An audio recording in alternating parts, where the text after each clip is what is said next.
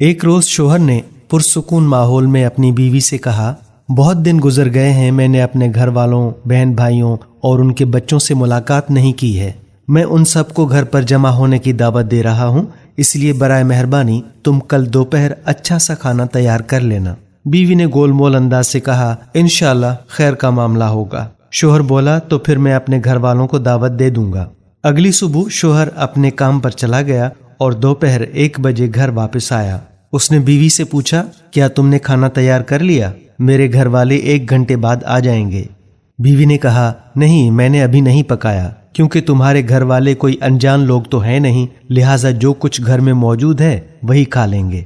شوہر بولا، اللہ تم کو ہدایت دے، تم نے مجھے کل ہی کیوں نہ بتایا کہ کھانا نہیں تیار کرو گی؟ وہ لوگ 1 گھنٹے بعد پہنچ جائیں گے، پھر میں کیا کروں گا؟ بیوی نے کہا، ان کو فون کر کے معذرت کر لو، اس میں ایسی کیا بات ہے؟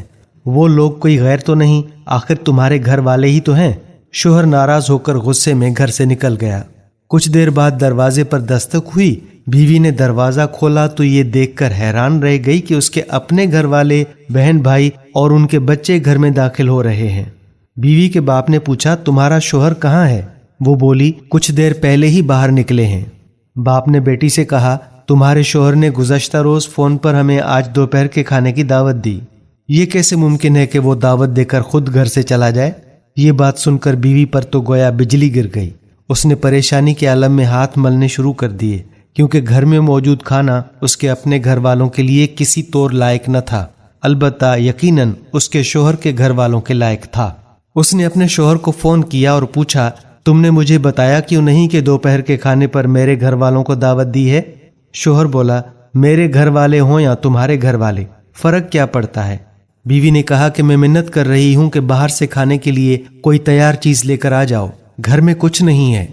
شوہر بولا، میں اس وقت گھر سے کافی دور ہوں، اور ویسے بھی یہ تمہارے گھر والے ہی تو ہیں، کوئی غیر یا انجان تو نہیں، ان کو گھر میں موجود کھانا ہی کھلا دو، جیسا کہ تم میرے گھر والوں کو کھلانا چاہتی تھیں، تاکہ یہ تمہارے لیے ایک سبق بن جائے جس کے ذریعے تم میرے گھر والوں کا احترام سیکھ لو۔